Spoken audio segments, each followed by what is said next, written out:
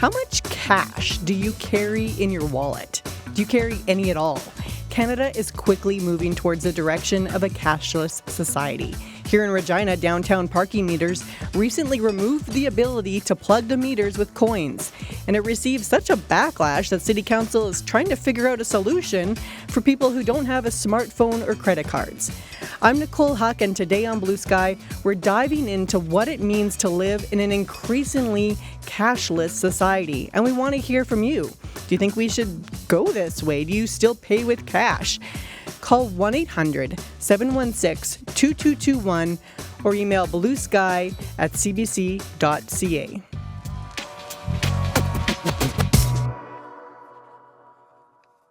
Our guest today is an advocate for physical cash. Jay Zagwowski is a professor at the Questrom School of Business at the University of Boston. He wrote a book, The Power of Cash, Why Using Paper Money is Good for You and Society. And he's on the line now. Jay, welcome to Blue Sky. Nice to be with you, Nicole. I appreciate your time. So let's just start with what made you so passionate about it. Where did this passion for advocating for cash actually come from? I was invited by the Federal Reserve to help them work on a survey to understand how people made payments. And at the time, I was a very, very big credit card user. I was looking for as many points as possible. And just as I started with the Federal Reserve, I went on sabbatical. And my wife and I were able to fly 3/4 of the way around the world, business class, just using credit card points. And I came back and I walked into one of the Federal Reserve meetings. I started bragging. I just flew 3/4 of the way around the world, business class. And one of the economists looked at me in the face and he said, "You do know who paid for your trip?" I said, "What do you mean?" He goes, "Well, that trip wasn't free. Somebody had to pay for it." I go, And he said, "Who paid for it was the poor and the financially unsophisticated. Those are the people who paid for your trip to go around the world that you're bragging about." And at that moment, it suddenly hit me that our choice in how we make payments has huge ramifications that we don't understand because the whole system is hidden. It's sort of a game. How many points can you rack up? How much cash back can you get? How easy can you make it? But all of that has a huge cost, and that cost is in the billions of dollars, but not just money. It reduces the security of countries, and it makes people worse off, even though they're being convinced they're actually better off. I think that you were the winner in that scenario. I think it takes a lot of guts to step out of that and to maybe be a bit reflective. What changed for you? How did your spending change? How you pay for things changed after you realized that your benefit was at other people's expense? I'm not going to ask people to do as much as I do. I pretty much pay for almost everything except for airplane tickets and hotel rooms with cash. And I can't pay for airplane tickets here in the United States with cash anymore, because if you do, you're probably put on the TSA watch list of a terrorist. And I'm just not interested in being strip searched every time I get on a flight to go fly someplace like Regina. And hotels, in order to book a hotel, a week, a month ahead, they want a credit card ahead of time. And I'm not flying to a hotel, paying them cash, and then flying back a month later. It just doesn't make sense. But pretty much everything else, I pay for cash. But what I'd love to ask your listeners is just use cash at least once a week, especially if you're the type who like to tap and go.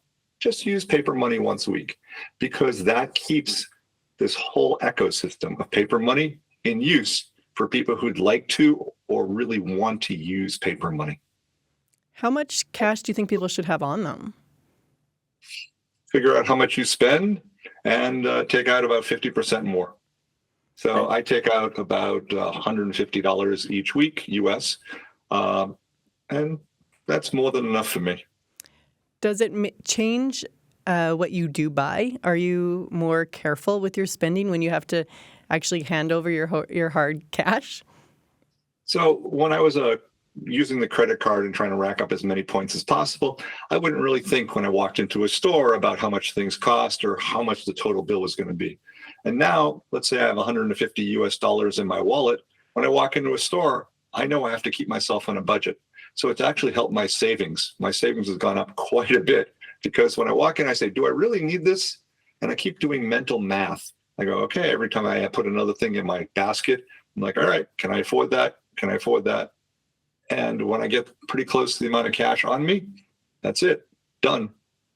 Okay, well, I would like to hear from our listeners today because there might be people who have similar strategies. You might have noticed there's a difference in your spending when you're using a credit card versus when you're using cash. And if there's any place in Saskatchewan that you know of that's cash only, I'd like to hear about them too. So you can call 1-800-716-2221. You can email bluesky@cbc.ca. Now, I want to continue with making the case for physical money. Let's talk about privacy. Okay, we can talk about privacy. Basically, every time you swipe or tap or use some forms of electronic payments, you're creating a permanent record of everything you've purchased. And a lot of my students, I teach MBA students at Boston University, a lot of my students like, Professor, privacy is dead, who cares? And my response to them is, you care for a very simple reason. Not because you're doing anything nefarious, but at the top of the hour, we heard a news story about an AI data center being built just outside of Regina. AI is coming, and what is AI going to be doing?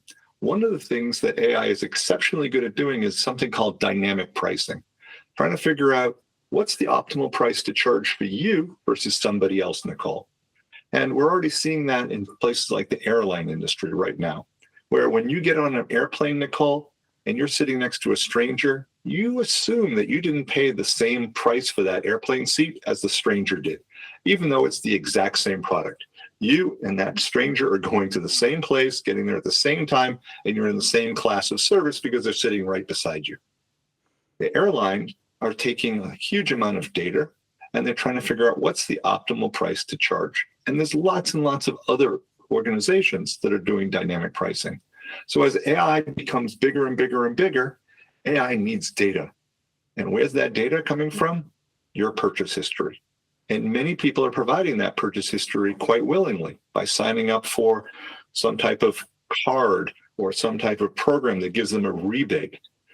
For example, you walk in and you get points by buying coffee or donuts, some type of reward system. Well, that reward system is tracking when you bought, how much you paid, and what type of person you're going to be.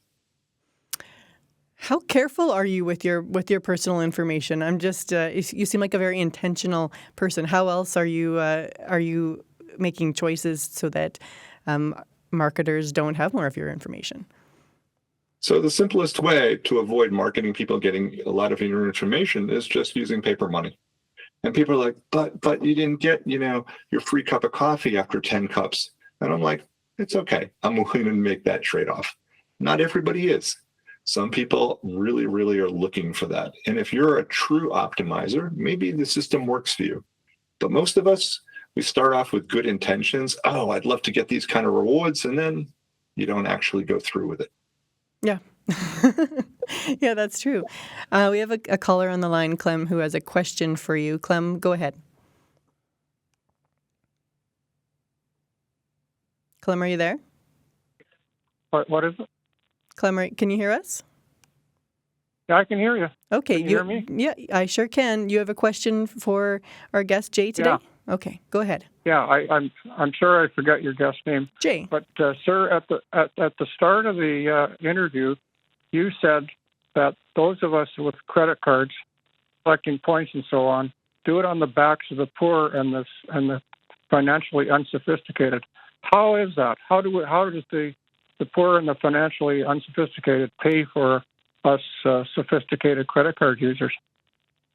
Let's say you walk into a store and there's something there that costs $100 Canadian. Well, when you swipe your credit card, that credit card is going to deduct probably about 2.5% from the merchant. So the merchant's only going to get $97.50. Now, if the merchant really wants $100, they're just going to bump prices up by 2.5%.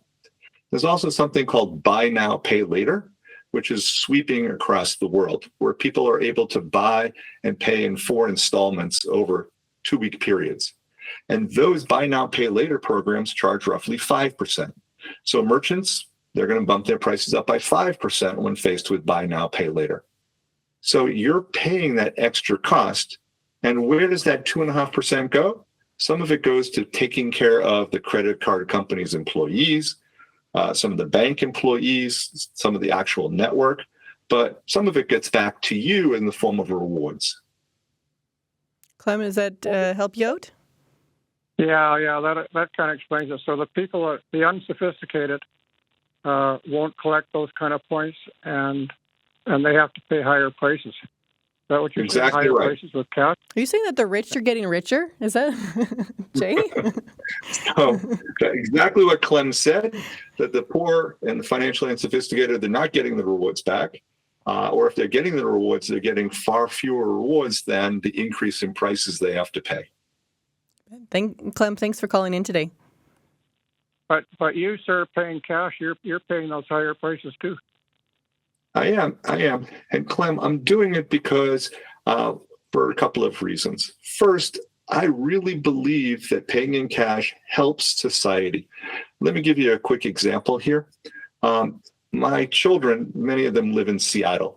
And Seattle and much of the west coast of both Canada and the United States has not been getting a lot of snow this winter. And that suggests that the wildfire season coming up this summer is going to be quite bad on the western part of the United States. And electric power companies have seen what happened in California, where trees touched the power lines and started conflagrations. And those conflagrations cost billions of dollars of property, lost lives, and other things. Power companies are saying to themselves and to the public that we're going to shut down the power grid whenever we have drought conditions and moderate to severe winds. When the power goes out, and this is, if you want to look it up, Clem, it's called a PSPS, a public safety power shutoff. When a PSPS happens, and they're going to be happening this summer, electronic payments don't work because the electricity grid is shut down. And the only way to help prepare for these things is to ensure cash is being used. So I'm encouraging people to use cash at least once a week so that people, when you go to a store and you hand them bills, they know what to do with it. So that ATMs are still in existence, so that banks still have physical locations. They're not just virtual. So that there still are some armored cars driving around Regina, dropping off coins, dropping off paper money. It's important to keep this infrastructure going so that we can use it when we need it. Awesome. Thank you so much for answering. Clem, we're going to go back to the phone lines. We've got another person on the line. We have Doug in Saskatoon. Doug, what's on your mind today? Oh, just wanted to talk to you about, mention one of the things I learned as a kid, because my parents grew up in the Depression, was if you don't have the cash for it, don't buy it. And I love the gentleman talking about money in his pocket, and that way you can budget. Of course, the banks love you when you use their credit card because you always spend more money, as you sort of demonstrated. Absolutely my experience, because it really doesn't matter because you can't keep track over time. We were in Harrison Hot Springs a few years ago, and they had a local, because it's a resort community, they had their own little campaign of, well, please use cash, because, again, not only the fact that we're going to use it, lose it, but they were talking about the cost to small businesses. I had to put a transmission in my truck the other day, and the guy took a check because it saved him $75 on the fees. $75. So those are the type of $75 he told me. Wow. For my check from my transmission. Jay, the bank was charging that much to process my check. Well, Doug, thanks for calling in today. And you brought up some really interesting points, especially even just the service fees that banks charge every time.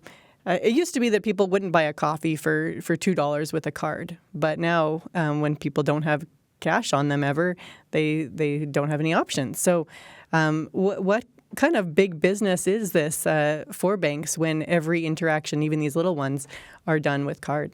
And what's the effect on the businesses? Let me talk about transaction fees and the effect on businesses and the effects on people using paying parking meters with coins or with electronic payments like the City of Regina wants to switch. system that the City of Regina just put in place is the same system as being used in the city of Boston, where I live right now. This is the last time I didn't have any cash on me. Excuse me, I didn't have any coins on me. I had plenty of cash on, but I didn't have any coins to put in the parking meter. I needed to go to my office and pick up my mail. And it was about 20 minutes, I figured, between parking the car, running to my office, getting the mail, and then running back to my car. And it said, use the parking app. And I was like, okay, I could take a chance and get a ticket, or I could use the parking app that the City of Regina is using. And I don't know the fees for the City of Regina, but it said it's going to cost you 80 cents to park here. And I said, great. And there's a 40-cent service fee, 40-cent transaction fee. And I was like, wow. Now, 40 cents is not going to break me as a professor, but that was a 50% markup just to park my car, compared to the old days when I had quarters sitting in my glove box and could just pop quarters into the parking meter. So I felt that was kind of unfair, especially if you're, pulling in every day. For me to do it once or twice, not a big deal. But if you're doing this, 5 times a week, those 40-cent fees add up. Now, let me be honest with your listeners. I have not looked at the City of Regina's parking fee transactions, but I'm going to assume that there's some fixed fee that's just made parking in downtown more expensive. It is. I did look at that, and I'm glad that you brought this up, Jay, because we did have a reporter go out and talk to people downtown to find out what their thoughts were on this change, and let's take a little listen. I understand why they're doing it, although there is a little extra charge, right? Because before you could put $2 in. Now they're charging service fees for the app and stuff. But for me, it's fine. But I know a lot of people might not like that idea, using their phone for everything. It's going to be tough for some people to transition. Not everyone has internet on their phone. So it could be a little tough. But I think it's the direction we're heading in. So I've been using coins in the past, and I don't always have internet on my phone. I think this is going to affect those in poverty the most. They're going to struggle a lot. They're going to need a phone plan. They're going to need internet, and that could be tough for some of them. So I think they'll be most impacted. I think it's a disadvantage for people that don't have smartphones. My mother comes to mind, where she still drives, but she would never be able to park if it was only on an app. So it's a disadvantage for our seniors for sure. And everybody's got a little bit of change in their vehicle that's handy for parking. But yeah, if you don't have the app, you're SOL, right? So those were people in downtown Regina reacting to the City of Regina's decision to move away from coin-operated parking meters.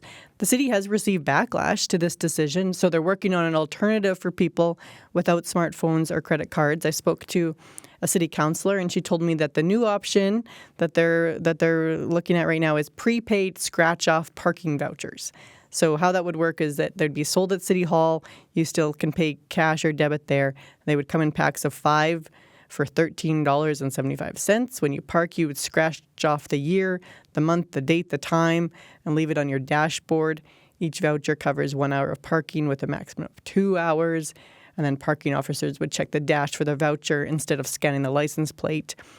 So they're still figuring this out. It's going to come to City Council on March 11th. Again, that seems complicated.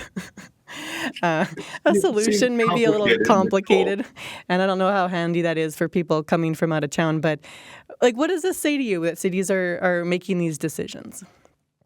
So I've always thought of government as trying to help the people. And in this particular instance of requiring people to use an app on a smartphone and needing internet access, it seems government is just trying to not really help all people.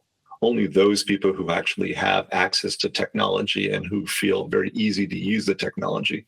And one of your listeners talked about this is going to hurt poor people. Another listener talked about this is going to hit the elderly, but it's also going to hit people who are coming in as visitors or people who live way outside and only come into Regina every now and then.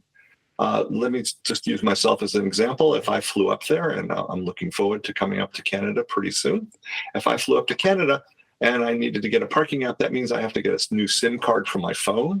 I have to, figure out the new phone number. I have to get internet access. I now have to download an app for a city that I'm probably not going to visit again. Sounds like a royal pain. Oh, you'll be back, And Jay. say again? You'll be back. I'll be back. Yeah. Well, okay, but if you discourage people, then a few people will maybe not think about coming downtown. Yeah. They'll stay outside. And if you really want to keep your downtown area vital, instead of having people go to, say, malls on the outskirts of town, you need to make things easy for people. Here in Boston, while the city council is suggesting scratch-off tickets, we can pay with the app. We can still put coins into the actual parking meter. And there are also little kiosks that are willing to take cash, debit cards, and credit cards, which will print out a piece of paper. So roughly every 2 blocks is a kiosk. You can print it out and you can just stick it on your windshield. So lots of options for people there in Boston. So there's still a lot of options because while Canada is quickly going cashless, the United States is still holding back. And there are other countries too. Germany, Japan, Austria are all countries that are holding back on this race to go cashless. David, do you ever pay with cash?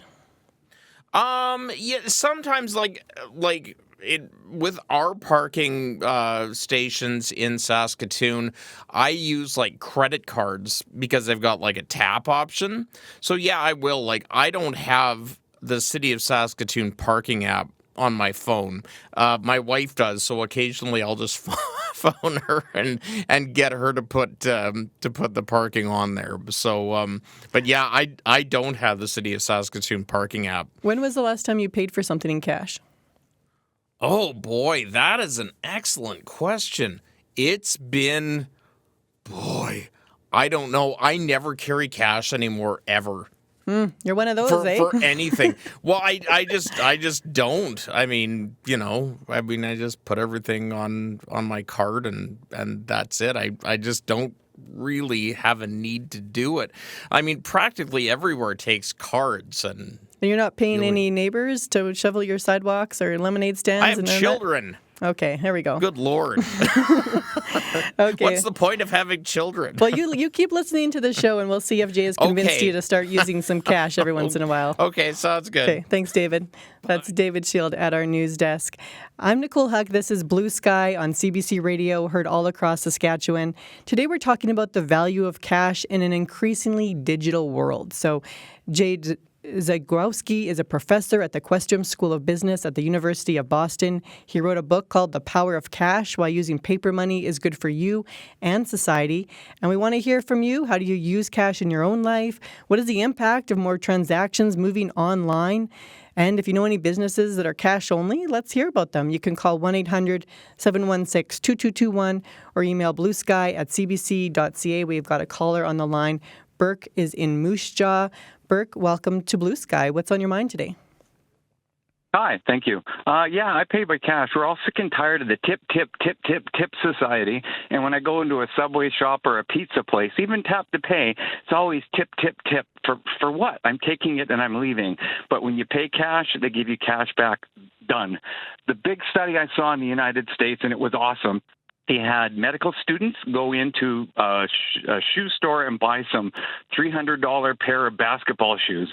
Get a credit card, they scan it, give you the credit card back, and you walk out with the shoes, and they scan their brains. That was the control. They had another group of kids go in, count out $300. The store kept the cash. They got the shoes. They walked out. They scanned their brains. And what lit up is the part of the brains associated with pain. That helps you deal with money. And I remember 2-3 years ago when Rogers went down in Canada, and for 2 days you couldn't have any payments. I was in Moose Mountain Provincial Park, and I wanted to take the boys golfing. We had no reservation, and on that Wednesday, the pro shop was full of people who just tap, and it couldn't work. I said, I don't have a reservation, but I have cash. They gave us 2 carts, and away we went. It was wonderful. There you go. Burke, thanks for calling in today. All right. So, go ahead, Jay. Excellent points, Burke. And what Burke's talking about is something called the pain of paying, that when you actually peel out cash and pay for something, there's a tiny bit of regret because you're giving something up. And when you use credit cards, what actually shows up in the MRI or the fMRI, the scans of the brain, is a little bit of a reward because credit cards are associated in our head with, by using a credit card, I can get rewards. I can get cash back, percent back. I can get travel vouchers, I can get points and things like that. But what I really want to do, Nicole, is I want to go back to David, who was the newscaster. Yeah, let's talk about David. Let's talk about David. And hopefully David's still listening. David was like, David says, I have kids. And as a parent, I really want my kids to do a couple of things. And cash can help do two things. One, it teaches them the value of money. If I just hand my child my debit card or my credit card and say, okay, go buy things, they have really no idea how much it costs. But if I peel out paper money, they actually understand, oh, I have to give up this number of pieces of paper. Oh, I don't have any pieces of paper left. By using cash, it helps ensure children have a rough idea what the value of money is. It's not a perfect way, but it is. The second way, Nicole, is that it teaches children basic math skills. We'd like to use basic math skills, but people don't do math anymore. When I'm walking through a supermarket and I'm putting things into my shopping cart, I'm doing math in my head. I'm adding things up. I'm then subtracting from the total amount I have in my wallet. By doing this every week, I'm using some basic math where normally in an electronic payment society, I'm just ignoring it. It's just numbers. Totally. Those are great points. David, you want your kids to do better in basic math? Give them cash. There we go. I know that my 12-year-old who shovels the walk for one of our neighbors, he really appreciates getting that cash, that holding that cash in his hand. So it's good lessons in life for sure. We've got an email from Kelly who says, I use cash exclusively all the time. I do not want cash to go away. And when organizations like the City of Regina brings in cashless parking meters, they are forcing the cashlessness on us. This is a choice perpetrated by certain people who seem to want cash to go away, not something that happens organically. I only use cash for almost everything for the very same reasons your guest has mentioned. For example, I don't want Big Brother to know where I'm shopping and what I'm buying. I'll be buying your guest's book and sharing his website. You want to give the plug? Oh, if the plug is the powerofcash.com is the website. Just one giant word, thepowerofcash.com, and the book is The Power of Cash, Why Using Paper Money is Good for You and Society. Available in bookstores, plus also online, where I guess you can't pay cash online. But well, you know that Kelly's going to be asking a local bookstore to be getting that one in so she can go in and pay with cash. We got another email from Bernice who says, I prefer to use cash when I can. It feels like the banks would have so much knowledge about our lives due to every info every time we use a card. Also, how do we go about having a garage sale, a small-scale bake sale, a $5, $20 to a grandchild or for a birthday? Who wants to absorb the cost of using more bank services? I value my privacy and don't wish to leave a trail of my every purchase and location. And that came to us from Bernice. So a couple things that she's brought up there. What were you thinking listening to Bernice's email? So Bernice, I believe the email said Big Brother. Yeah. And what I'd like to do is be a little bit political right now and remind your listeners of what happened during COVID. And during COVID, a large number of truckers were pretty upset with the Canadian government, and many of them showed up in Ottawa and started driving slowly around Parliament. And the Canadian government declared a state of emergency. And what did it do to those truckers? It wrote down their license plates, figured out who the truckers were, and then debanked them, shut their bank accounts down, didn't take the money away, but said, you have no access. So when these people were arrested, what happened? They couldn't post bail because they had no access to their funds.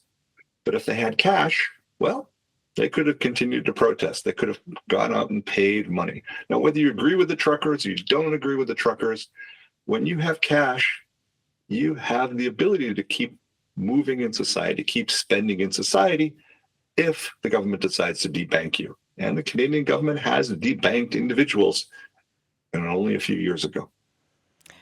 We have another caller on the line. Or actually, let's go to an email first from Jim.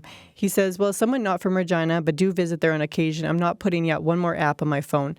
So any business I may have patronized won't be getting any of my money either, unfortunately. As for carrying cash, I always carry enough cash to at least fill the tank in my car in case something is down with my debit. And I always pay for cash at restaurant meals because I don't like the forced tip option. That having enough to be able to fill a tank. I've been in places where the power is out and people are freaking out about how they're going to fill their tank. So Good points from Jim.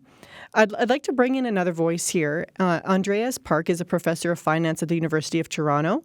I spoke to him earlier and asked him how cash is used in Canada. We are also a very big country, as you know, right? And so we have, for instance, lots of regions where you don't have cell connection. So having a card terminal or making payments from person to person is not simply possible. Even commerce is more difficult when you can't make payments by being connected to a digital infrastructure. So, and given that we are a large country where a lot of communities may not have full connection to, let's say, the cell network, this is a problem.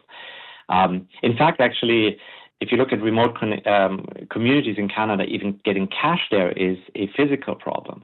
So as I learned from speaking with people at the Bank of Canada, there are northern regions of Canada where they actually use different physical cash than what we have, say, in the GTA. Why is that? Well, because getting the cash out there is hard. There's no banks there. So how do you actually get the old bills that we have there out of circulation? And the same people that have already not access to say, or they don't have our polymer money that we use, the modern money, they will have the same problems for digital money, because if they're not connected to cell networks, that's a problem. So that's number one. Number two, of course, we think about homeless people and the like that also don't have access to digital money because they simply don't have a cell phone. And then, of course, not everybody can afford a $1,000 smartphone for their money, right? And for management of their money. So, yes, the poor are always the ones that will be left out of this part of the economy. And this is not a good thing. And for that reason, the Bank of Canada is committed to keeping cash alive. Do you feel good enough about that, just the fact that the Bank of Canada is committed to cash alive, or do we need to actually be taking action as citizens?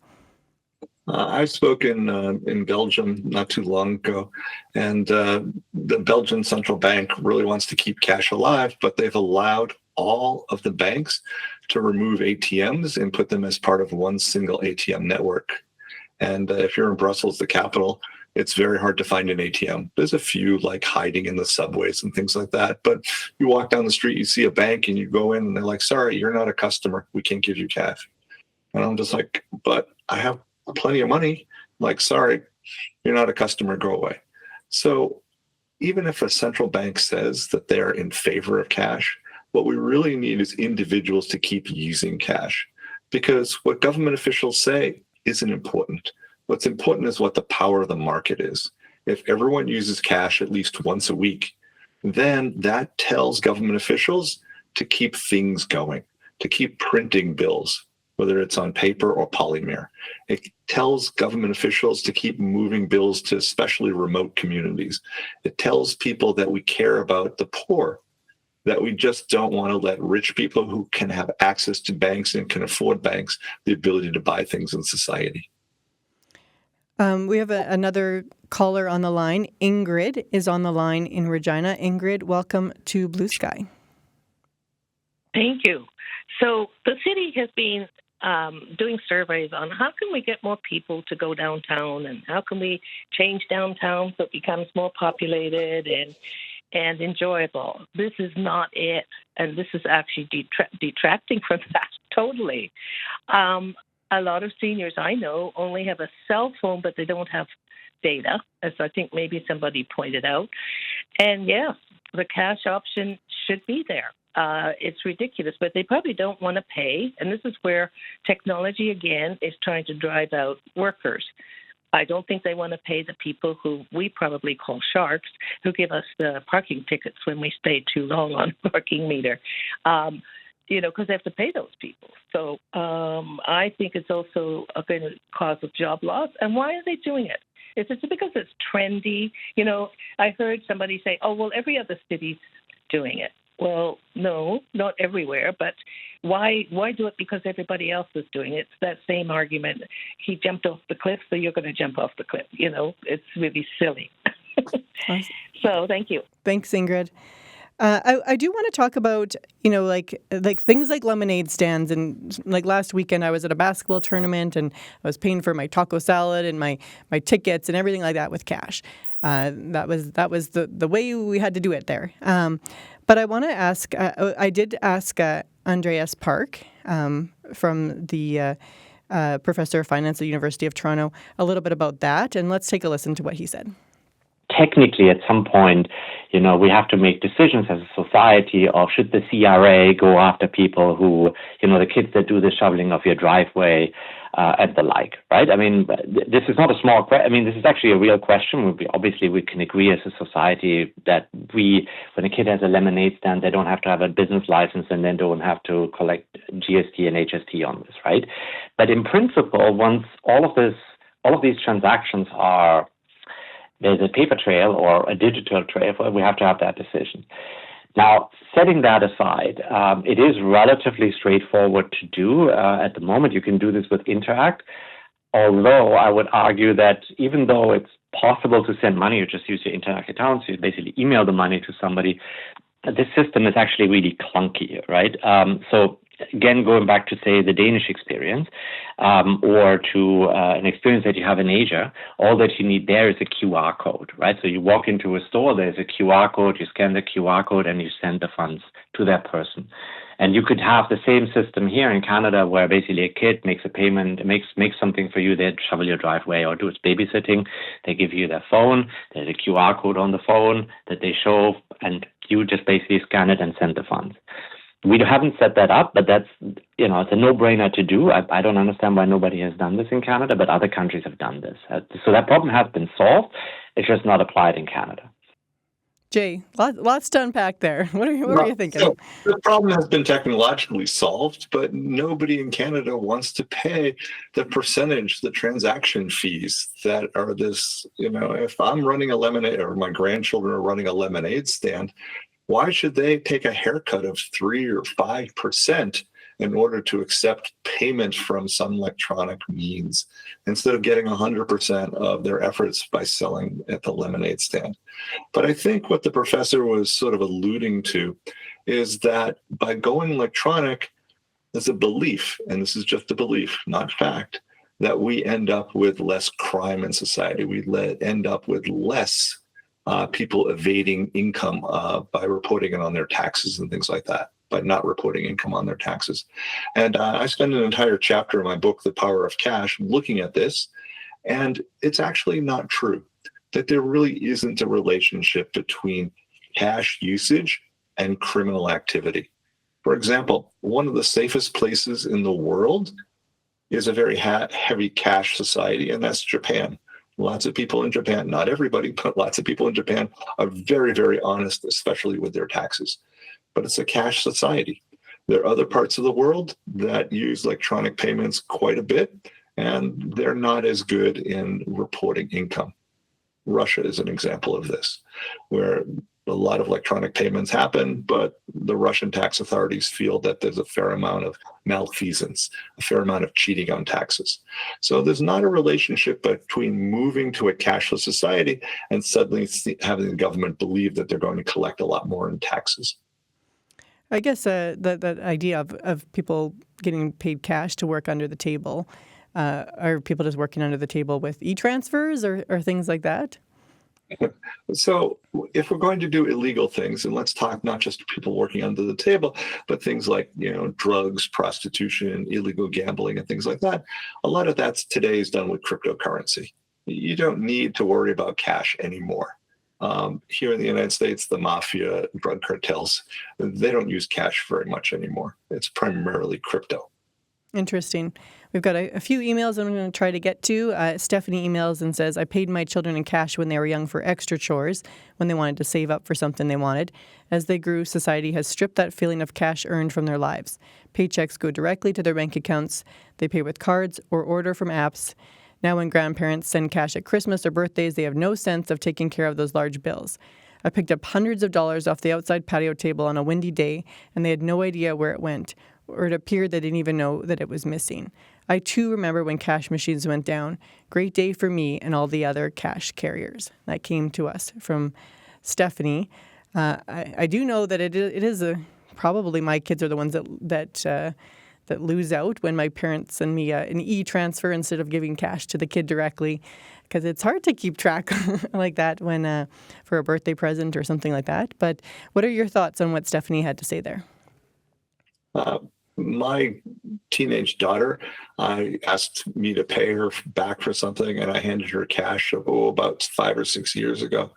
And she was like, "Dad, can't you be modern? Can't you like electronically give me the money? I don't want these pieces of paper." And then over time, she helped me proof the book. And she read page after page, chapter after chapter, and she became a cash convert. She uses cash more than I do. Wow.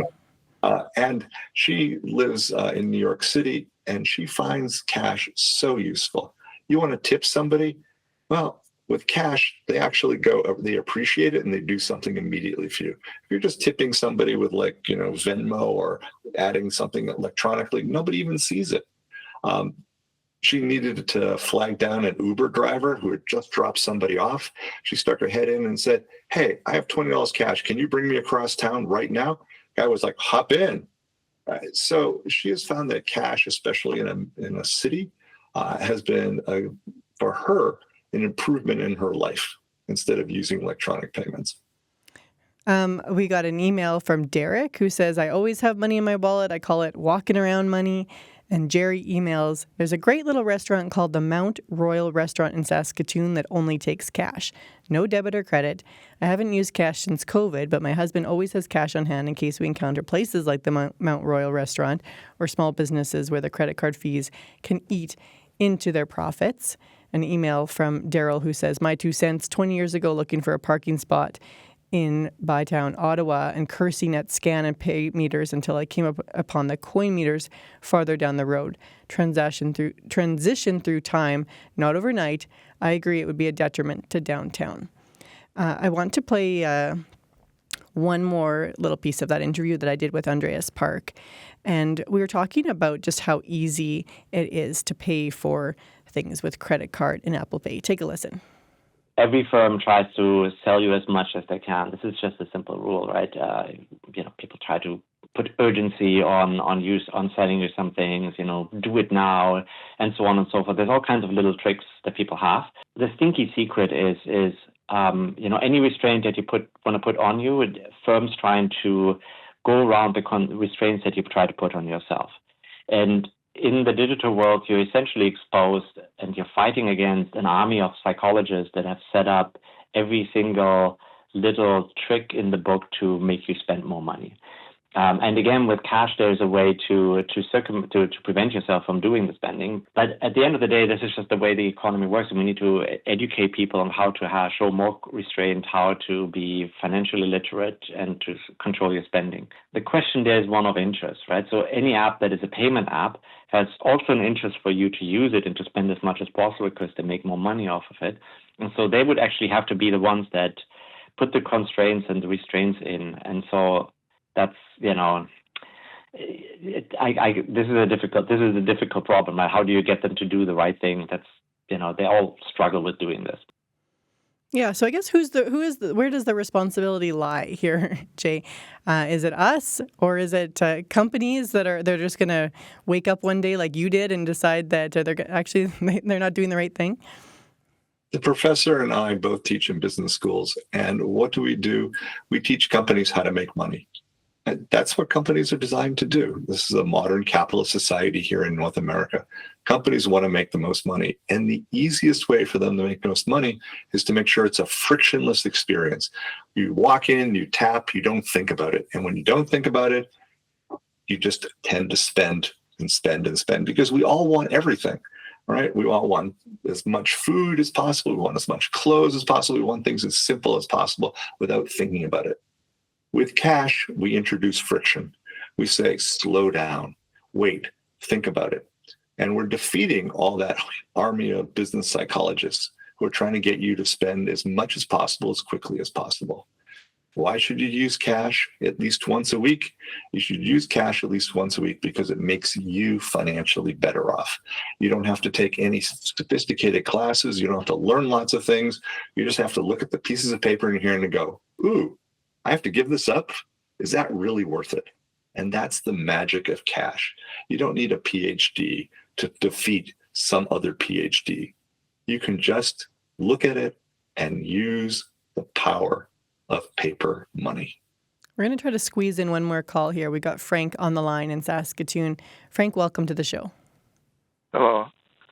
I like when I go downtown, I pay with coins, and I don't have a cell phone. Like I don't want to spend a lot of money on a cell phone every month and also have paying for the internet. So if that happens, if they want to make it that I have to do it cashless down there, I just won't be going downtown anymore. I'll be looking for free parking, and going to different shopping centers. Do you have a credit card? I do have one, but I never use it. I would only use it I had to use it one time at the airport, because they don't take cash there either anymore. Yeah. But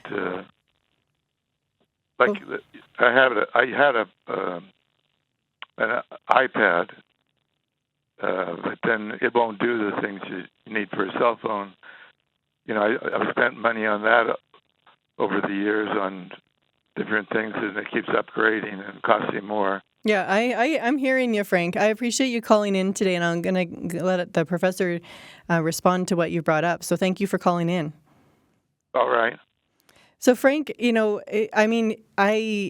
hear him loud and clear, that frustration with the just constantly needing a new app and a new this and a new that just to do the things that you always used to be able to do before.